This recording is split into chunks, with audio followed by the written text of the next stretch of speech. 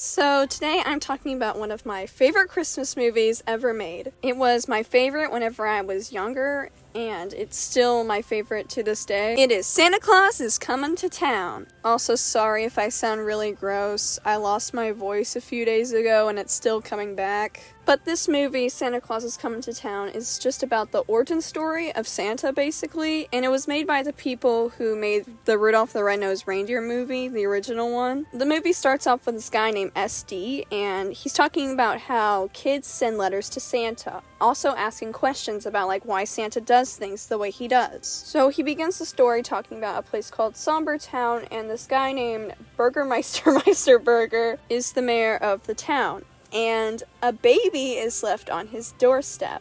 But he doesn't want to take care of the child, so he tells one of his soldiers or whatever, he's like, hey, take the baby to the orphanage. It's really snowy outside, so the, sleigh that the soldier is carrying the baby on comes undone, and so the baby just, sleds away in the snow, and the soldier guy literally says, oh, baby Claus, do come back! But, baby Claus does not come back. He sleds away into the mountains of the Winter Warlock, which is this big, bad, scary dude. And then these animals come and they pull the sleigh and they take it to the Kringles household. The Kringles are elves and they decide to take Klaus in and call him Chris.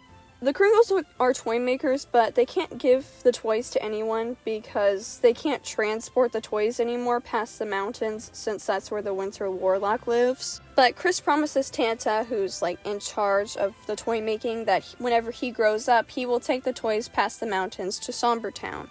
They sing an awesome song called Toy Makers to the King, probably one of my favorite songs in this movie. And then they do a time skip to whenever Chris is older, and he says, I'm a man now, Tanta. I'm gonna take the toys past the mountains to Somber Town now. Before he leaves, Tanta gives him a red coat, which is what all the Kringles wear. While he's going, he meets a penguin, which is now his little animal sidekick, and he names it Topper. He has a run-in with the Winter Warlock, and the Winter Warlock swears that whenever Chris comes back, he's going to take him down. As Chris is coming to Somber Town, the Burgermeister is coming outside. Whenever he slips on a toy, he breaks his funny bone, and he is so upset that he bans toys. There's a reprise of Toy Makers to the King, which is also amazing. But Chris arrives and starts giving the toys to children when Jessica, who is the school teacher, steps out. She's like, whoa, what are you doing? You can't give these kids toys. That's illegal. That's going to put them in danger. And Chris is like, well, that's a silly law. In danger from toys? And he makes a really weird face. Chris makes a lot of weird faces in this movie. If I remember, I'll put in a few pictures of him making weird faces. He gives Jessica a China doll and she immediately turns around. Then they sing another song, which is kind of weird if you think about it too hard. I don't think it was meant to be weird. I'm pretty sure the song was just supposed to be sweet and catchy and fun, but I have seen people take this song the wrong way, and I don't think it was supposed to be viewed like that. Chris then confronts the Burgermeister because he says, a perfect day. Everybody is glum. See, all the little children are playing with their toys. Playing with their toys? Stop in the name of the law! You brats are under arrest! He says he's going to arrest Chris instead, but Chris tries to do the same trick he did with Jessica and is like, here, Burgermeister, have a yo-yo. So he's playing with it, and he's like, oh, I love yo-yos. I used to be able to do so many tricks. And then his head soldier guy is like, sir, you're breaking your own law.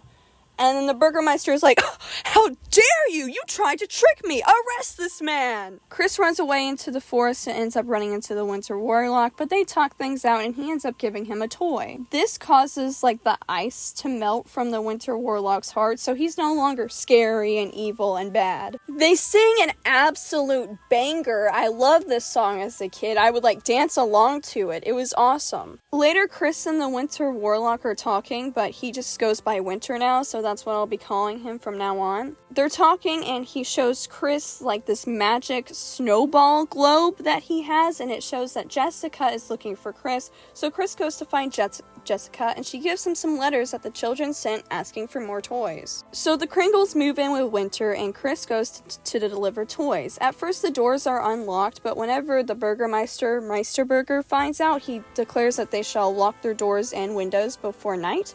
So Chris decides to go down the chimney instead. And he starts hiding the toys in stockings so that the Burgermeister can't find them. But the kids end up playing with their toys outside, which I never understood. Maybe I can get the kids not hiding them because, well, kids probably don't think about that, but their parents at least. Because their parents are shown in this movie. Because in one scene, the Burgermeister searches the house and he finds no toys, but the toys were hidden in the stocking. But before that was shown, the dad of one of the kids was like, "Oh, thank goodness no toys were found here." All I'm saying is the parents should have done something so that their kids weren't playing with toys outside, right in the open. Do the parents not care about their kids getting arrested? I don't know, I'm probably thinking too hard about that. I need to stop. But the Burgermeister ends up setting a trap for Chris, and Chris's family and the Winter Warlock are also taken away. Jessica feels terrible, and there's nothing she can do, and she sings an absolute bop.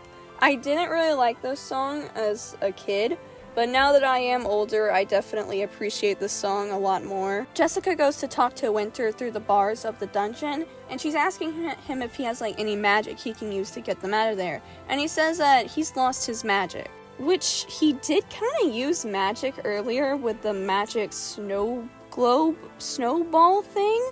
But at the same time, Chris could also make a snow globe snowball, so I guess anybody can do that. But he says he doesn't have much except for some corn that can make reindeer fly. So Jessica takes that and gives the corn to some of Chris's animal friends. They get the reindeer to fly and they all get away. And of course there's a Rudolph reference since the same people that made Rudolph made this movie. Jessica and Chris get married, and Chris changes his name and grows a beard to help hide his identity, and that's how he goes to using his name that he was given as a child, which is Claus. They have to go to the North Pole since there's really no place for them to stay, and the years go by, and he ends up giving out more presents as the word spreads that there's this guy who gives kids presents. And eventually the Meisterburgers fall out of power, and Claus now gives gifts to children all over the world. Because of this, he has to choose only one day to give the presents to kids, because used to he'd just do it like a month or so. So he picks Christmas. And that's about the end of the movie. I love this movie so much. The songs are amazing. There's not really any that I dislike. They're all pretty great in my opinion. I also love the 2D animated scenes in this movie. There's a few scenes with 2D animation and I absolutely love it. But I also really like claymation. I would never be able to have the patience that people who make movies with claymation have. Like, I have mad respect for those people to have that much patience. I do really wish there were more claymation movies like this. Like, I know there's Coraline and there's that new Pinocchio movie that came out a while ago that used claymation, but I want some just like this. Purely for nostalgia reasons. There may be some weird things about this movie, like the fact that when the characters jump, sometimes it looks like they are flying or just floating, and the very strange faces some of the characters make, but there's something almost charming about it, I suppose. I don't really know how to describe it, I still like it. And the way the characters move around and look, it just feels like the people who made this movie had fun working on it, and I hope they did. And the people who voice acted this movie also did amazing. I feel like, especially the Burgermeister, whoever did his voice had fun doing it. I absolutely loved the Burgermeister as a young kid just because of his voice. But that's all I have to say, and thank you for watching this video, and I hope you enjoyed. Let me know what you think in the comments below, and I probably won't post on Saturday. I might post a special video near Christmas. It's an animated video, so it took a while, and maybe I'll put a little sneak peek in here. But that's all I have to say. Goodbye!